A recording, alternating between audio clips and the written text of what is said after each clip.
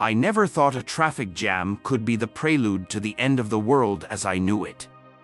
There we were, my dad and I, stuck in the car, inching along at a pace that would make snails impatient. The tension between us was thick, almost tangible, as we argued about something as mundane as my reluctance to visit Mom in the hospital. "Dad, I just don't see the point," I muttered, staring out the window, trying to avoid his gaze. "The point, Leo, is that she's your mother. She needs us now more than ever," Dad replied, his voice strained with a mix of frustration and sadness. "But she's not really Mom anymore, is she?" The words felt heavy, laden with guilt and fear. I couldn't bring myself to look at him. There was a pause, a momentary lapse in the back and forth that had filled the car for the past hour. "She's still your mom, Leo.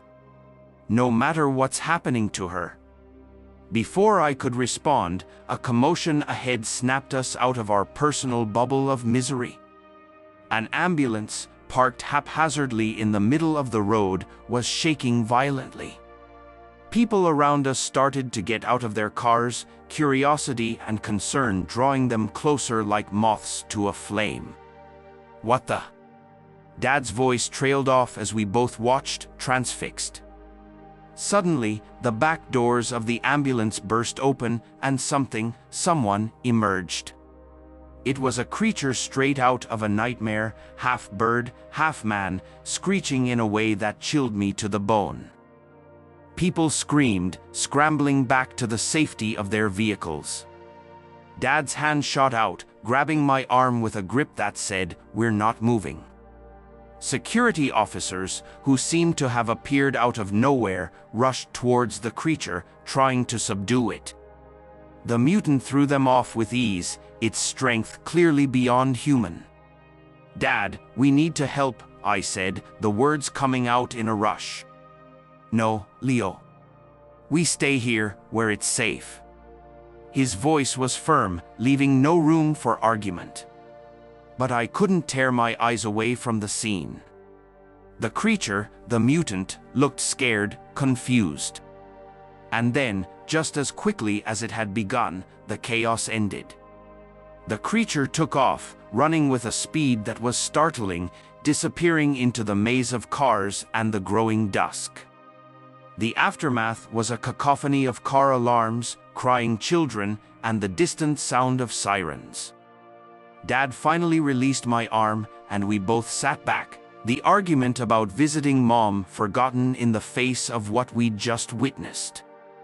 "We should go see your mother," Dad said after a long silence, his voice softer now. I nodded, the image of the mutant still fresh in my mind. "Yeah, we should." The rest of the drive to the hospital was quiet, both of us lost in our own thoughts. I couldn't help but wonder about the creature, about Mom, and about what the world was turning into.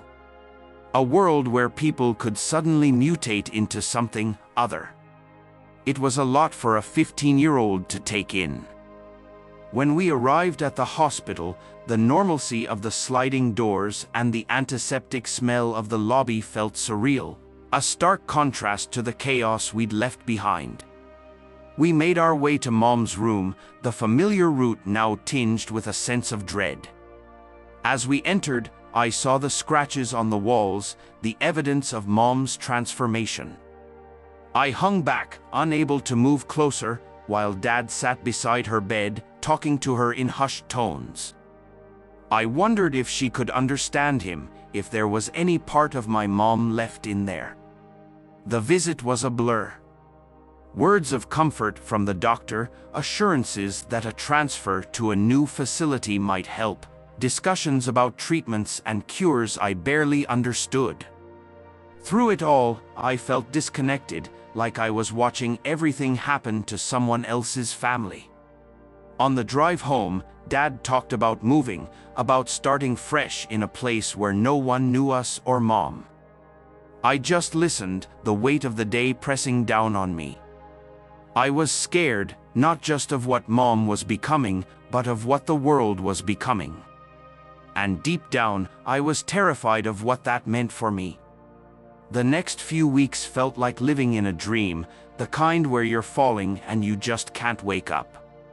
We moved south, closer to the new facility where Mom was transferred. Dad said it was a fresh start, but everything felt tainted, overshadowed by the reason we had to move in the first place. Our new house was a small, cozy thing nestled by the forest's edge. It seemed peaceful, a stark contrast to the turmoil inside me. The first day at my new school was a blur of introductions and curious glances at the scar on my face, a parting gift from Mom during one of her episodes. "Dad, do I really have to go?" I remember asking that morning, my stomach in knots. "Yes, Leo. It's important to try and keep things as normal as possible," he'd said, adjusting my collar with a sad smile. Normal. As if anything about our lives was normal anymore. The kids at school were okay, I guess. Some tried to be friendly, while others kept their distance, whispering behind my back. I didn't blame them. I was the new kid with a story too bizarre for normal teenage gossip. During lunch, I sat alone, picking at my food, when a girl approached me. "Hi, I'm Sarah." "You're Leo, right?" she asked, her smile tentative but kind. "Yeah, that's me," I replied, surprised by her boldness. "We heard about your mom." I'm sorry." "That must be really hard," she stumbled over her words, her cheeks flushing with embarrassment. "It's okay," I said, even though it wasn't. "Thanks, though." Sarah nodded, sitting down across from me. "If you ever need someone to talk to, I'm here. And not just about that. Like, about school or whatever." I managed a small smile. "Thanks, Sarah. I might take you up on that." That night, a storm hit the town, the kind that made you think the world was ending. Maybe it was, in a way. The power cut out, and I lay in bed, listening to the wind howl like a pack of wild animals outside. A flash of lightning illuminated my room, and for a moment, I saw a figure outside my window. My heart stopped. Another flash, and it was gone. "Dad!" I yelled, jumping out of bed and running to his room. "What is it?" "What's wrong?" he asked, alarmed, grabbing a flashlight. I saw something outside my window. "A figure, or, I don't know," I stammered, my heart racing. Dad and I checked around the house, the beam of the flashlight cutting through the darkness. But there was nothing there. "Probably just a tree branch or something," Dad suggested, but his voice lacked conviction. The next day, the town was abuzz with news of the storm's aftermath. Trees down, power lines out, and an ambulance, carrying mutants to the new facility, had crashed into the lake. My heart sank. "Mom!" Dad and I rushed to the scene, joining the crowd that had gathered. Police and firefighters were everywhere, pulling bodies from the water. My stomach churned at the sight. "Have they found her?" "My wife, Lana?" Dad asked Officer Julia, a family friend. Julia shook her head, her expression grim. "Not yet, Marcus. I'm sorry. We're doing everything we can." Dad's face was pale, his eyes filled with a mix of fear and hope. "She might have survived, Leo. She might be out there, in the forest," he whispered to me, a desperate edge to his voice. That night, Dad hung some of Mom's clothes around the house, a silent beacon for her to find her way home. I watched from my window, the weight of our new reality settling in. We were living in a world where humans mutated into creatures of myth and nightmare.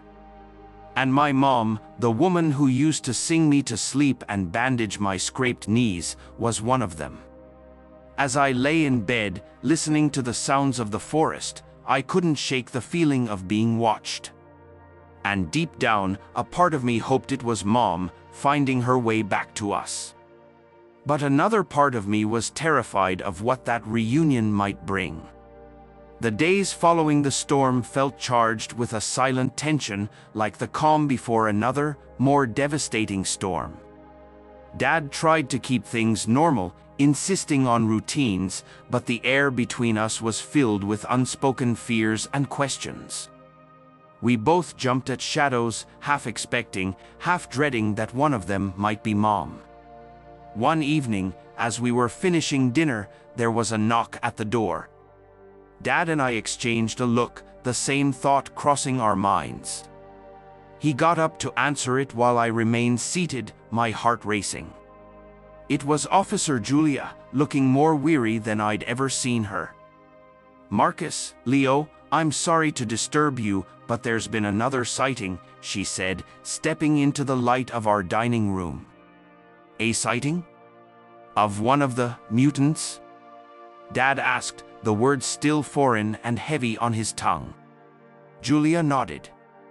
"Yes, near the edge of the forest. We think it might be Lana." Dad's face went pale, a mixture of hope and fear flashing in his eyes.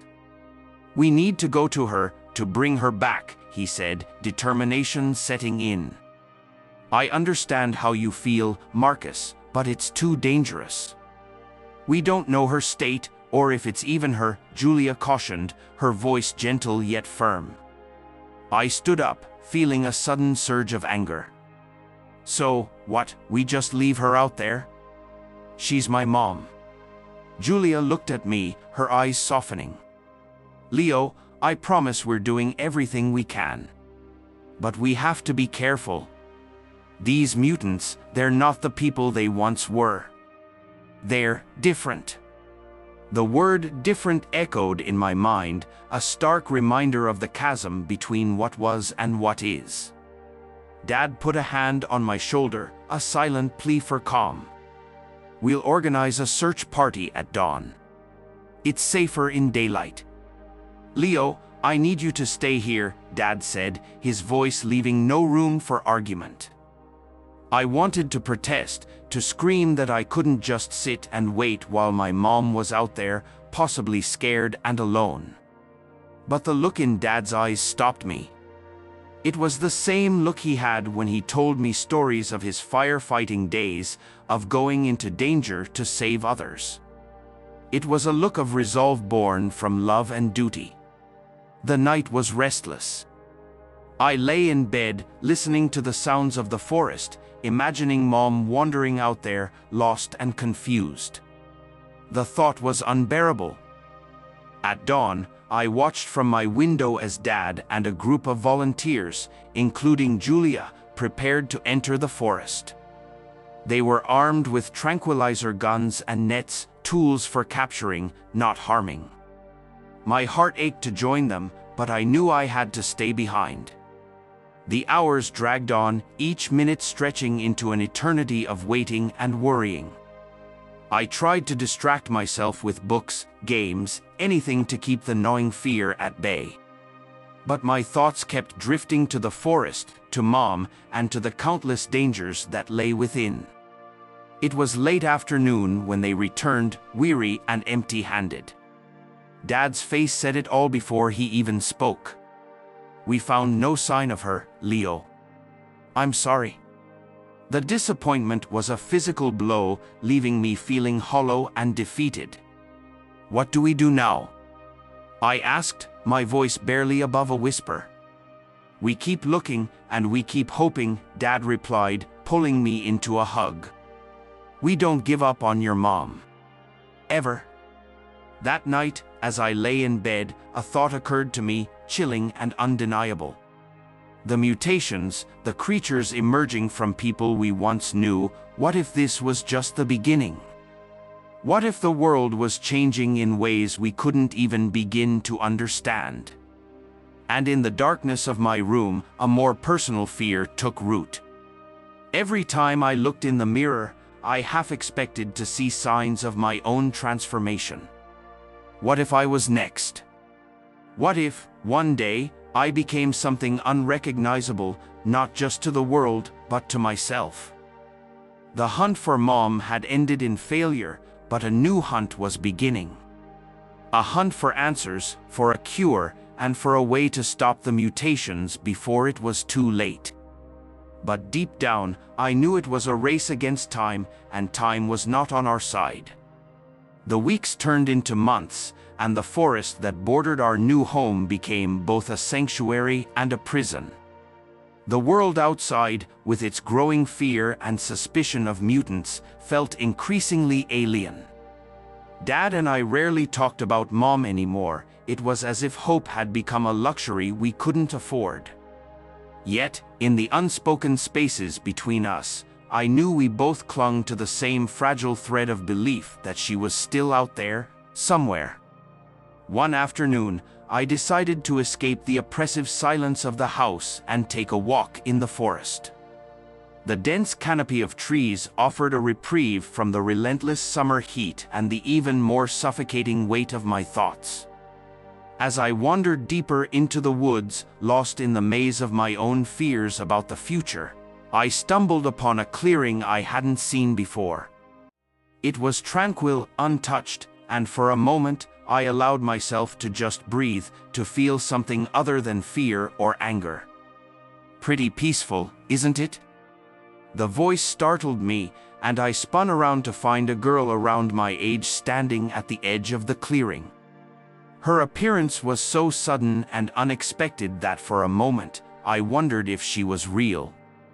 "Yeah, it is," I managed to reply, still caught off guard. "I didn't think anyone else came out here." She smiled, a gesture that seemed to light up the dimness of the forest. "I could say the same about you." "I'm Ava." "Leo," I said, returning the smile. Ava walked closer, her curiosity evident. "You're the new kid, right? The one who moved here because of the situation?" The way she said situation made it clear she knew exactly what my situation was. "Yeah, that's me," I admitted, feeling a sudden urge to open up to this stranger. "My mom, she's one of them. A mutant." Ava's expression softened, and she nodded as if she understood more than she let on. "It's tough, isn't it?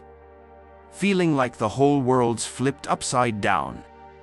"You have no idea," I said, the words coming out more bitter than I intended. "Actually, I might," she replied, her voice low.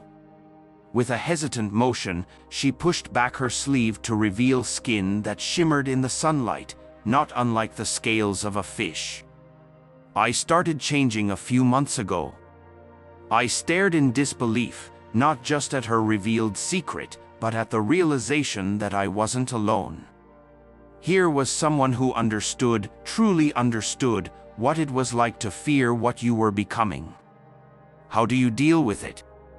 I asked, my voice barely above a whisper. Ava pulled her sleeve back down, covering her secret once more. "Day by day.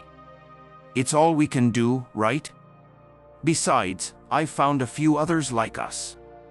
We look out for each other." "Others?" The thought of more people experiencing mutations, of a community hiding in plain sight, was both terrifying and comforting. "Yeah. We're kind of a makeshift family. We meet here, in the forest. It's safe, away from prying eyes and, well, you know." I did know. The fear, the hatred, the danger that came from simply being different. "Can I meet them?" The question was out before I could think better of it. Part of me was desperate to connect with others who might understand the turmoil that churned inside me, to not feel so isolated in my fears. Ava studied me for a moment, as if weighing my request. Finally, she nodded. "Okay. But you have to keep this a secret." "Can you do that?" "I can," I promised, feeling a flicker of hope for the first time in what felt like forever. "Come on, then.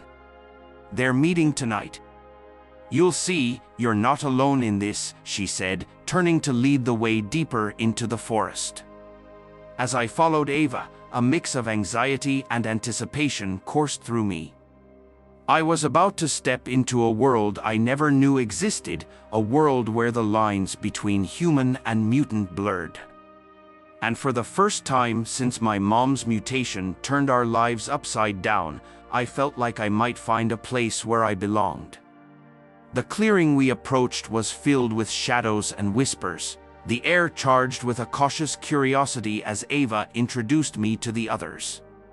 They were all different, all changed in some way, but the acceptance in their eyes offered a warmth I hadn't felt in a long time. That night, under the cover of the forest, I shared my story, and they shared theirs. We talked of fear, of loss, but also of hope and the strange, unexpected beauty found in our mutations.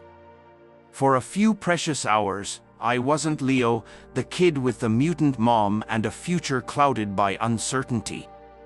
I was just Leo, and that was enough. As I made my way back home in the early hours of the morning, the world felt a little less heavy. The hideaway in the forest, the makeshift family I'd found, offered a glimpse of something like peace. And though the road ahead was uncertain, fraught with challenges and dangers, I knew I wouldn't have to face it alone. The weeks following my first meeting with Ava and the others were a blur of secret gatherings and whispered conversations. Each visit to the hideaway in the forest felt like stepping into another world, one where the fear and uncertainty that gnawed at me daily were held at bay, if only for a little while. One evening, as autumn began to paint the leaves with fiery hues, I found myself sitting on a fallen log next to Ava. The air was crisp, and the usual chatter of our group was subdued, as if everyone sensed the change in the season was a metaphor for the changes within us. "Leo, can I ask you something?" Ava's voice broke the silence, her tone serious. "Of course," I replied, turning to face her. "Do you ever think about the future? I mean, what kind of life we can have if, when the world finds out what we are?" Her eyes searched mine, looking for an answer I wasn't sure I had. I sighed, a mix of frustration and sadness in my breath. All the time. I try to stay hopeful, but it's hard. Especially with how things are, how people react to us.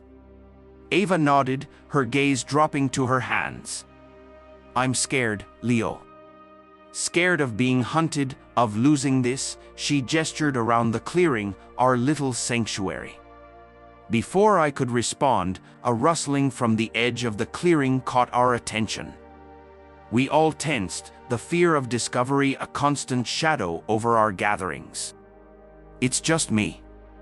A familiar voice called out before Sarah, another member of our group, stepped into the light of our small fire. Relief washed over me, followed by a surge of curiosity. Sarah rarely seemed rattled, but tonight there was an urgency in her eyes that set my nerves on edge. "Sarah, what's going on?" I asked, standing up. She took a deep breath, her news clearly weighing heavily on her. "There's been a development. The government, they're starting a new initiative. A task force designed to find and manage mutants." A collective gasp went through the group, the implications of her words sinking in like stones in a pond. "Manage? What does that even mean?" Ava's voice was a mix of anger and fear. "It means they're not just watching anymore. They're planning to round us up, put us in facilities. They say it's for our safety, but we all know what that really means," Sarah explained, her words sending a chill down my spine. Panic began to set in, the reality of our situation suddenly stark and undeniable. We were no longer just outliers, anomalies to be whispered about. We were targets. What do we do? The question came from someone in the group, but it echoed the fear in all of our hearts. We need to be smart, stay hidden. But more than that, we need to stick together, I found myself saying, the words fueled by a sudden resolve. We can't let fear divide us. Ava reached for my hand, her grip firm. Leo's right. We're stronger together. Maybe it's time we think about finding a safer place, somewhere we can all be together without fear. The conversation that followed was a mix of strategy and desperation. We talked about remote locations, about ways to stay off the grid, and about how we could protect ourselves. The hideaway in the forest had been a sanctuary, but it was clear we needed something more permanent. As the meeting came to a close, and we each made our way back to the semblance of normal lives we maintained outside the forest, I couldn't shake the feeling that everything was about to change. The revelation of the government's plans was a harsh reminder of the dangers we faced, not just from the world at large, but from those who claimed to protect it. Lying in bed that night, the weight of our situation pressed down on me, a burden I wasn't sure I was strong enough to bear. But then I thought of Ava, of Sarah, and the others, and I knew I had to be. We were in this together, come what may. The revelation had shattered any illusions of safety we might have had, but it also solidified something else. A determination to fight for our right to exist, to live freely, no matter what form we took. The road ahead was uncertain, fraught with danger, but we would face it as one. Because in a world that saw us as monsters, our humanity was our greatest strength. The days following our grim revelation were tense. Each of us, in our own way, prepared for the inevitable. Conversations with Dad became strained, filled with unspoken worries and fears. I wanted to tell him about Ava, about the others, and the sanctuary we'd found in each other. But fear of putting him in more danger kept my words at bay. One chilly evening, as the sun dipped below the horizon, casting long shadows through the trees, I met with the group at our usual spot in the forest. Ava was already there, pacing, a sure sign of her anxiety. Leo, she greeted me, her smile weak. Everyone's here. We need to decide what we're doing.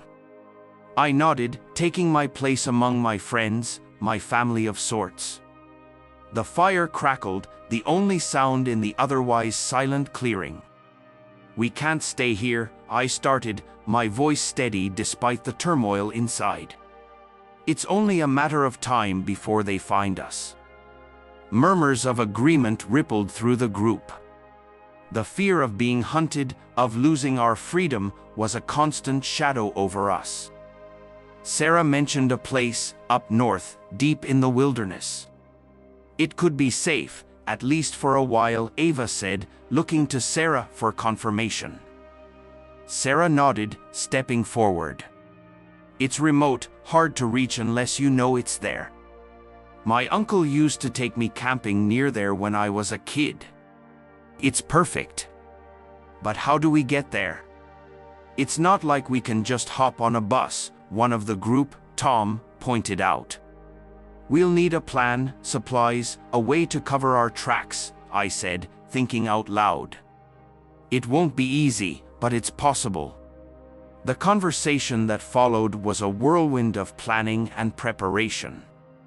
We divided tasks, each of us contributing what we could, from gathering supplies to mapping out the safest route. The sense of purpose, of taking control of our destinies, was empowering. As the meeting came to a close, Ava pulled me aside. Leo, are you sure about this? It's going to be dangerous. I looked into her eyes, seeing the same fear and determination that mirrored my own. I've never been more sure of anything. We deserve a chance, Ava. A chance to live, to be free. She nodded, her resolve hardening. Then let's make it happen. Together. The next few days were a blur of activity. We moved with a sense of urgency, aware that every moment we lingered put us at greater risk. I spent my nights poring over maps with Sarah, planning our route, while the days were filled with secret gatherings to stockpile what we needed. The night before our departure, I sat with Dad on the porch, the silence between us heavy with things unsaid. I knew this might be the last moment we'd have together, and the weight of that realization was crushing. "Dad," I began, my voice barely above a whisper. "There's something I need to tell you." He looked at me, his expression softening. "What is it, Leo?" I told him everything. About Ava, the group, our plans to escape. I watched as a range of emotions flickered across his face: shock, fear, and finally, understanding. "Leo, I don't know what to say," he said, pulling me into a tight hug. "Just promise me you'll be careful."